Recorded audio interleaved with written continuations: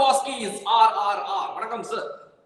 வணக்கம் பாலா அவர்களே. வெல்கமிங் கலக்கலாடி ஃபேன்ஸ் டு RRR.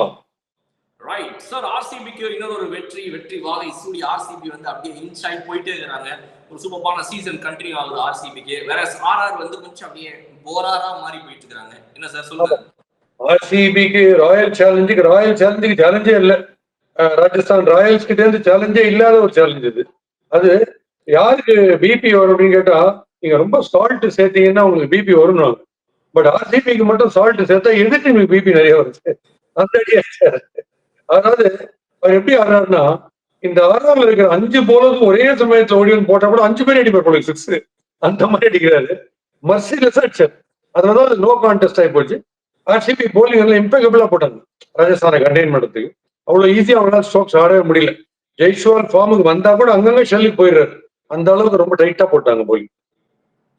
அதுவும் அந்த ஸ்லோ பால்ஸ்லாம் வந்து கொஞ்சம் நல்ல யஷ்தயாரோடைய ஸ்லோ பால்ஸ் தான் போன மேட்ச்ல நம்ம பார்த்தோம். இந்த சீசன் ஃபுல்லாவே அந்த டிசெப்டிவ் ஸ்லோ ஒன்ஸ் சூப்பரா போடுறாரு.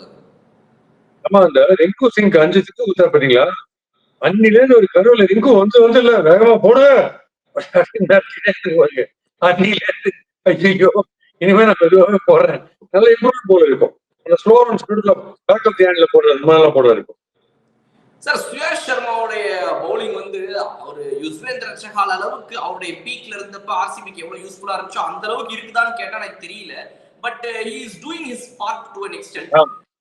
S, correct. அது வந்து ஒரு ரியல் வண்டர் அவருடைய போலிங். திருப்பி சொல்றேன், வானத்தை பார்த்தேன் பூமியை பார்த்தேன் மேல பார்த்துட்டே போடுறாரு. ஆனா அது கஷ்டமா இருக்கு. அது என்னன்னு எனக்கு புரியல. நார்மலா கோச்சஸ் எங்களுக்கு என்ன சொல்லுவாங்க, இந்த லெஃப்ட் ஹேண்ட் வந்து நேவிகேட் பண்ணும். லெஃப்ட் ஹேண்ட் எதுக்கு மேல எடுத்துன்னு போறீங்கன்னா, நீங்க ஆர்ச்சரியில வந்து அந்த வில்ல ரிலீஸ் பண்றீங்களே அதுக்கு எய்மிங்கா பண்ற மாதிரி எங்க பால் பிச் பண்ணணும் அப்படின்னு. இவர் கை மேல போகுது, தலையும் மேல போகுது. பேட்ஸ்மேன் மேல வானத்துல இருக்கிற மாதிரி போடுறாரு. ஆனா கரெக்டா போடுறாரு. அவர் வந்து எத்தனை லெங்க்ல போட்டாருன்னா அவர் ஆடுறது கஷ்டம். பட் அவர் ஃப்ரண்ட் ஃபுட் போட்டு அடிச்சிருக்காங்க. But he will develop. He'll become a fantastic bowler. No doubt about it. Very confident also. Sir, Phil salt and Virat Kohli partnership நீங்க ஃபில் சால்ட் பாத்தீங்க அப்படின்னா சிங்கிள்னா போகவே இல்லையே. அவருடைய அப்பா எனக்கு சிங்கிளே வேணாம், வா வா வா சிங்கிள் வேணாம், நான் 6-4 அடிச்சுக்கிறேன் சொல்லி 6-4 அடிச்சு இன்னைக்கு உரிச்சு வச்சு செஞ்சுட்டாரு sir Phil Salt. RCB team ஒண்டிதான் ஸ்வீட் நியூஸ்னாலே சால்ட் தான் அவங்களுக்கு. ஆர்சிபி அப்படி அடிக்கிறாரு ஆரம்பத்துல. பின்னாடி அது ஆர்ச்சர் நான் உங்களுக்கு சொல்ல, அவருக்கு மூவிங் கண்டிஷன் இருந்தாலும் அவர் பெரிய போறாரு. இல்லைன்னா அவரு எப்பயுமே சிக்ஸினே இருப்பாரு. ஏன்னா சிரிக்கிறாருன்னா கண்டிப்பா 6-4 போகுதுன்னு அர்த்தம். இன்னைக்கு கொஞ்சம் அவ்வளவு அவர் நியூஸ்லாம் கொடுக்குற அளவுக்கு கொடுக்கல. அபிஷேக் சர்மா மாதிரி யாராவது வந்தாதான் அவருக்கு இருக்கு. சார், ஆர்ஆருமே கூட இந்த ஒரு டஃப்பான பவுலிங் வந்துட்டா நாங்க கொஞ்சம் மந்தமாயிருவோம் அப்படின்ற ஒரு பிரச்சனை வந்து இந்த சிஎஸ்கே மாதிரி அவங்களுக்கு இருக்குதுன்னு நினைக்கிறீங்களா நீங்க? பிகாஸ் இப்போ ஷிம்ரான் ஹெட்மயர்ல இருந்து ஆரம்பிச்சு எல்லாரும் மேலே இருக்கக்கூடிய எதிர்பார்ப்புகள் இருக்குல்ல, அது வந்து கொஞ்சம் டஃப் கண்டிஷன்ஸ் இந்த மாதிரி சேலஞ்சிங்கா பவுலிங் இருக்கும்போதும் கூட வந்துட்டு அவங்க பேட்டிங் நல்லா ஆடணும்னு எதிர்பார்க்கறாங்க மக்கள். பட் அது அவங்க கிட்ட நம்ம பெருசா பார்க்க முடியல. கொஞ்சம் வந்து பேட்டிங்ல கொஞ்சம் ஒரு ரீச்சிங் ஏதாவது பண்ணணும். இன்னைக்கு ஹெட்மயர் வந்து 17th ஓவர் தான் வந்தார். 4 overs தான் வந்தார். அவர் நல்ல பவர்ஃபுல் ஹிட்டர். அவர் 12th over 13th over அவங்க கொண்டு ஏன் பண்ண மாட்டாங்கன்னு தெரியல. எப்பயுமே நீங்க பாத்தீங்கன்னா இன்னைக்கு பராக் ஒரு அளவுக்கு ஆடினாரு, அப்புறம் அவுட்டு. ஜெய்ஸ்வால் ஒருத்தர் தான் நல்ல ஒரு பெரிய ஜுரேல் பிரமாதமா ஆடினார். ஜுரேலால சூஸ் பண்ணி அடிக்க முடியுது கரெக்டா. டஃப் பால் 6 அடிக்கிறார் ஃபென்டாஸ்டிக்கா. And they all move from either side of the crease, they move and play. அது ஒன்று இருக்கு. ஸோ இந்த ஹெட்மயரோட மிஸ்டேக் அவங்க சீக்கிரமே ஸ்பாட் பண்ணி ரெக்டிஃபை பண்ணுவாங்க அப்படின்ற நம்பிக்கை எனக்கு இருக்கு. மேசிவ் ஹிட்டர், செம்ம பவர். அதனால என்ன ஆகுது, அவருக்கு மிஸ்டேக் ஆகிறதுக்கு காரணமே you are not giving him enough balls to warm up. எப்பயுமே இதே தான் ரசலுக்கும் பண்றாங்க கேகேஆர்ல. ஸோ அதை அவங்க மாத்தி பண்ணணும். பட் இன்னைக்கு அப்படியே ஸ்டன் ஆனது, நல்லா ஃபீல் பண்றவங்க எல்லாம் கேட்ச் விட்டாங்க பாருங்க இன்னைக்கு. அது எவ்வளவு கேட்ச், ஏகப்பட்ட கேட்ச் இன்னைக்கு ரெண்டு டீம்லயுமே. அது வேற இந்த பக்கம் பாத்தீங்கன்னா யஷ்தயால் வந்து இப்படி இங்க வந்து ஒரு கேட்ச் ஒன்று விட்டாரு பாத்தீங்களா சார்? அந்த கேட்ச் விட்டப்ப நான் நினைச்சேன் ஐயோ இன்னைக்கு.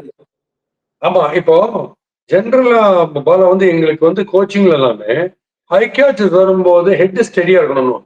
தலை இப்படி ஆடின்னு கீடின்னு இருக்கக்கூடாது. சில பேர் இப்படி ஆடுவாங்க, ஆடுப்பா அப்படின்னு ஆடின்னு இருப்பாங்க.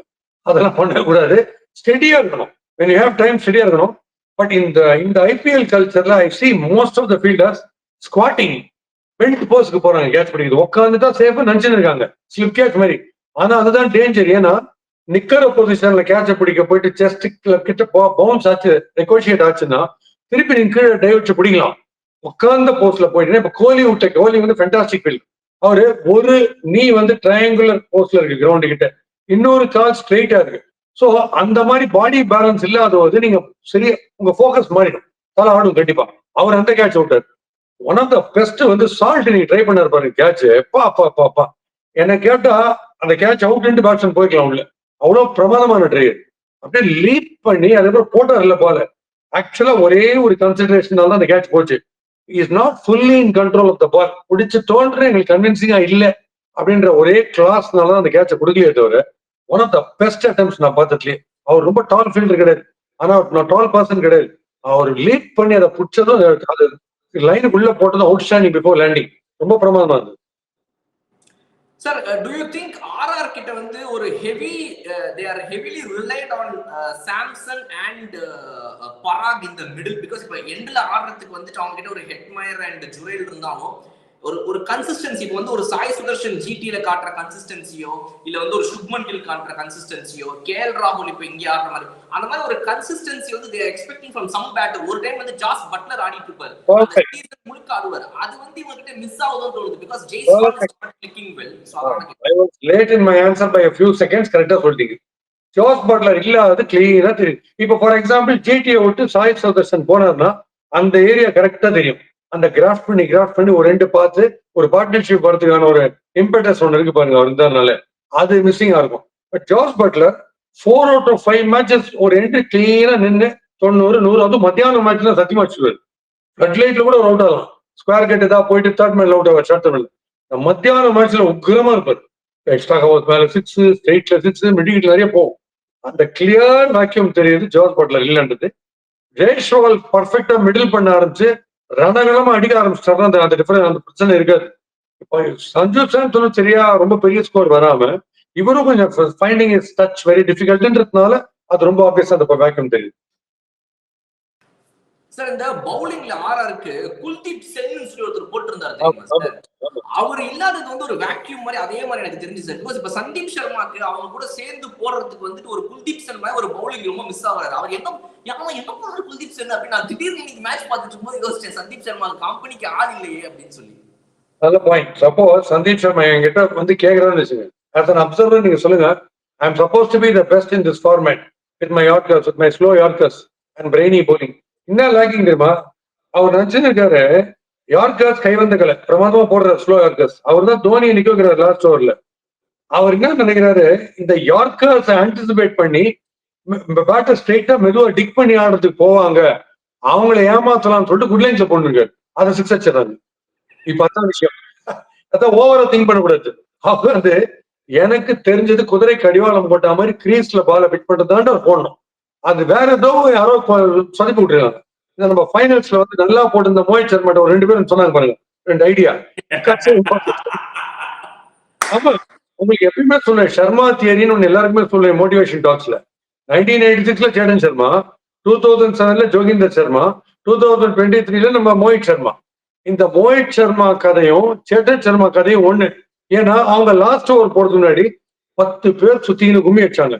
நீ இந்த பால கரெக்டா அவர் மூஞ்சிக்கு நேரம் போடு, இடுப்புக்கு நேரம் போடு, போடவே போடாது ஹோட்டலுக்கு போயிடு அப்படின்லாம் சொல்லி பயமுத்தி இருந்தாங்க. ஒருத்தர் 6 குத்தாரு, இன்னொருத்தர் 4 6 குத்தாரு. இது 2. ஜோகிந்தர் சர்மா கிட்ட தோனி பால குத்துட்டு 2007ல உனக்கு என்ன தோற்றதோ போட்டுட்டு போயிட்டேன். அவர் பந்தே போட்டு அவர் வந்துட்டு மிஸ்பாவுல ஸ்ட்ரோங்க ஆடி முடிச்சுட்டு அவர் வந்துட்டு பால் வரவே இல்லை. இன்னும் ஆடிட்டு இருக்காரு மிஸ்பாவுலுக்கு. நோண்டி கடைசியில ஸ்ரீசாந்த் ஒரு கையில உயிரும் ஒரு கையில பால பிடிச்சாரு. அந்த நம்ம கப் அடிச்சோம். அதனால அந்த லாஸ்ட் ஓவர்ஸ் மட்டும் ரொம்ப ரொம்ப கேர்ஃபுல்லா விட்டுருணும் கொஞ்சம் ஃப்ரீயா. நிறைய போய் too many cooks spoil the பிராத்ன்ற மாதிரி ஆயிடும். அப்போ சந்தீப் சர்மா இஸ் அ பிஸ்டா, is a champion bowler, last over bowler.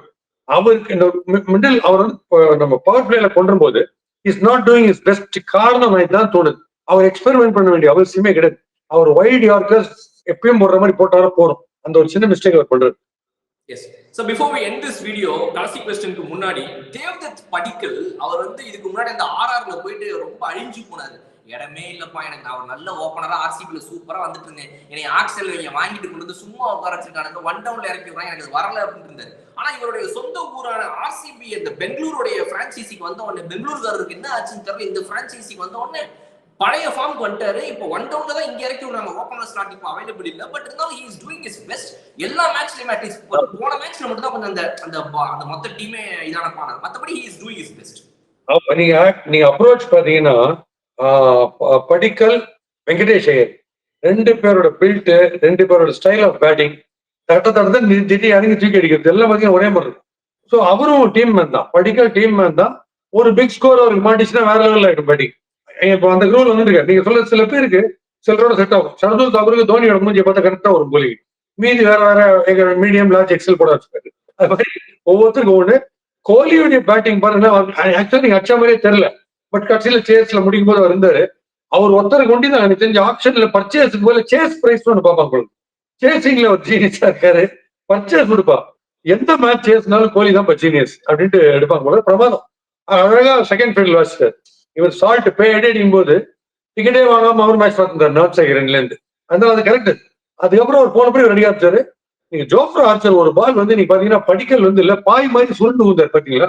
இருக்கிற மொத்த கோவத்தையும் ஆர்ச்சர் மொத்த கோவத்தையும் அவனு என்ன நினைச்சுக்கிறீங்க, ஸ்விங் பண்ணாதான் என்ன பயப்படுவீங்களா, இப்படி அடிக்கிறீங்க அப்படி சால்ட் பேடி அடிச்சார் ஃபர்ஸ்ட் ஓவர்.